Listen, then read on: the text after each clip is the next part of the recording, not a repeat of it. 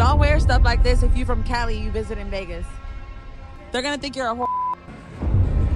You gotta be down bad to be from California and to fly willingly to Mississippi. I just know when those mamas in the Grove saw her walking through with this, they were like, oh my gosh. These two right here, showing too much skin, got all of us kicked out the mall. Why am I walking in the street and I'm seeing women wearing super short booty shorts? Ma'am, you're not in the US. There's been a strange disconnect between what people wear, where they are. It's almost like geography stopped being a part of the outfit and everyone started dressing for the algorithm instead of the address. From influencers visiting Dubai dressed like they're going to a Miami pool party, to celebrities visiting the Bible Belt in outfits made for Beverly Hills. Somewhere along the line, fashion stopped being about where you are and became about being seen instead. And quick disclaimer, this video is not me trying to force dress codes or rules on anyone. In today's video, we're tapping into clothing culture shock and what happens when people forget that not every location plays by the same rules.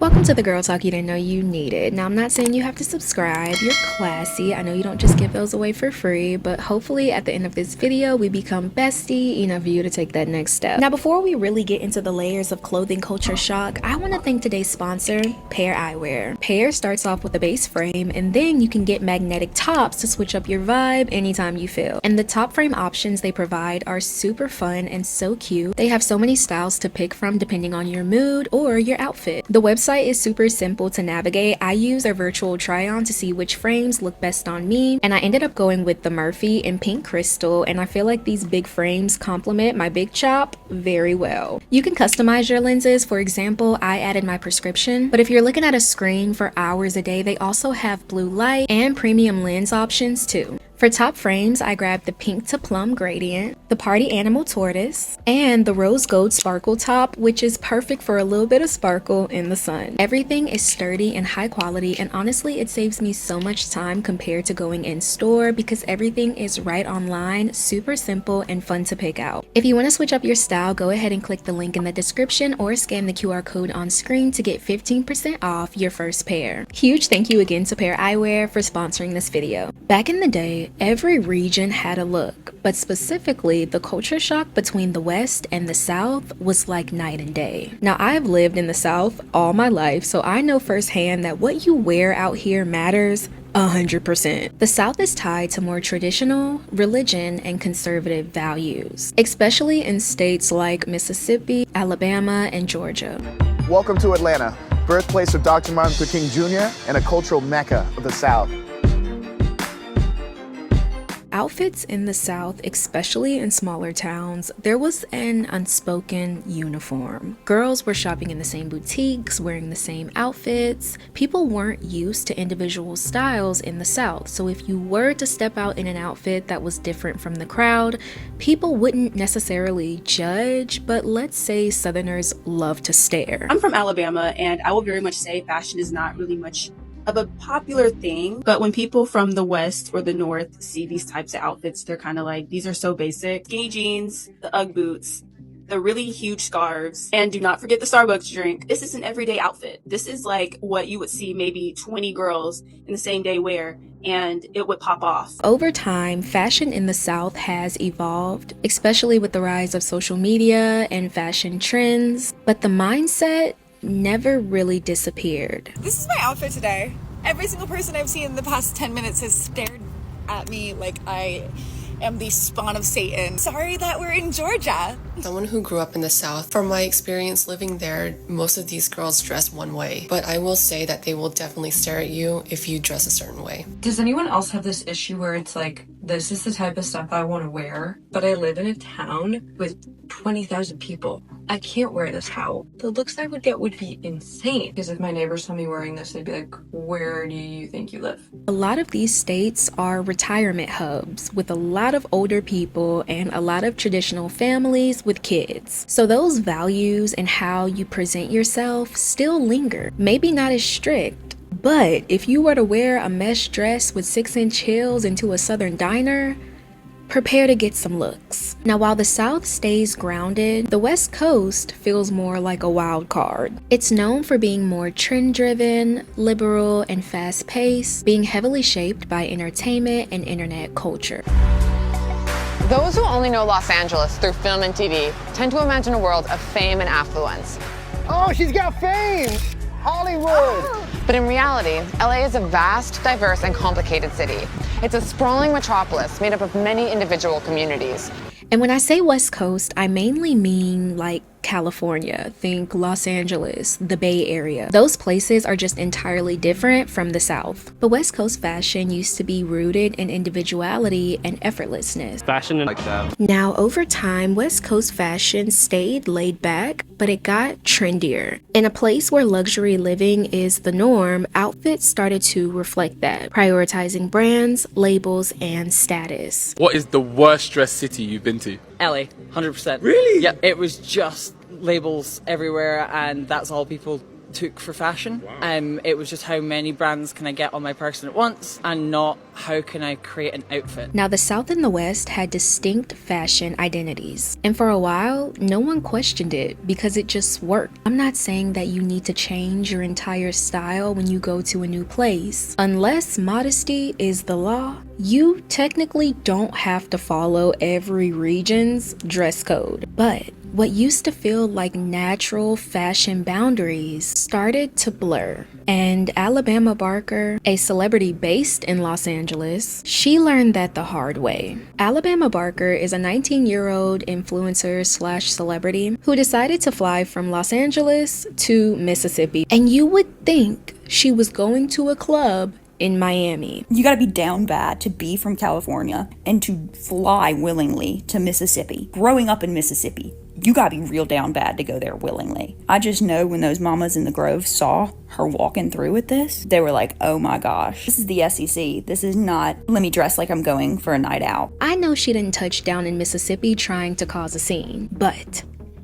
if you come from Los Angeles and touch down in southern Mississippi, I'm talking about deep, deep south, the Bible Belt, the small town community vibe, and you're wearing a borderline bikini top with a mini skirt and your back out, y'all. I know there were so many bless her hearts said that day. Did anybody see Alabama Barker go through like that culture shock? She's walking around filming herself and she's like, I don't know what it is. I feel like everybody's staring at me, like judging me. And then the camera panned down. Sister, yes, they are judging you.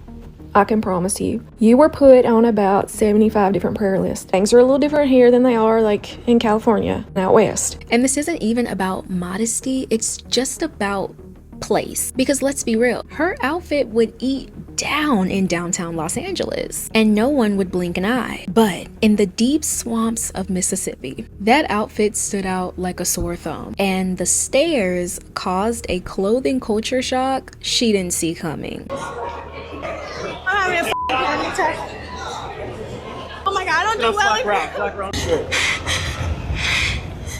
I feel like I'm gonna faint. Are you good? You good? She winded up leaving the game early or just left in a rush in general because she had a panic attack. Now, she stated the reason why is because she doesn't do well in large crowds. The girls and everyone's screaming, now the purge alarm's going off. I need to go home. This isn't my type of event, you guys. But we all know football games are gonna have large crowds. Now, I'm not gonna sit here and demonize her. That's not my goal. But let's be real for just a second. Let's have a grass touching session. If you're an influencer with a full baddie aesthetic, I'm talking full face of makeup, full outfit, and with that being your brand, you're gonna look like that everywhere you go. Whether it's a club in Miami or a museum in Ohio, the vibe is what you make it. But then you show up to a town that moves completely different. A place with an older crowd, lots of young kids. It just moves at a slower pace. And you go to a football game wearing an outfit that turns heads from a mile away, but not in the way that you're used to. The stairs feel different. kind of off. The atmosphere is a little bit more judgmental. At some point, you have to realize maybe it's not just the crowds that triggered you, it was being the only one that didn't read the room. Alabama Barker, she made a video about how she's very confident, but everybody there had her questioning herself. The looks that she was getting, she felt very, very judged, and she could tell that by the looks that she was getting. If a football game in Mississippi can cause a full-on panic, imagine what happens when you step off the plane in an entirely different country. Because here's the thing, some places don't just expect you to come dressed a certain way, they legally require it. Today is the first day that someone's come up to me in Dubai and said, hey, what you're wearing is inappropriate. This is what I wore, dressed like this. I was going to meet a friend at a governmental building.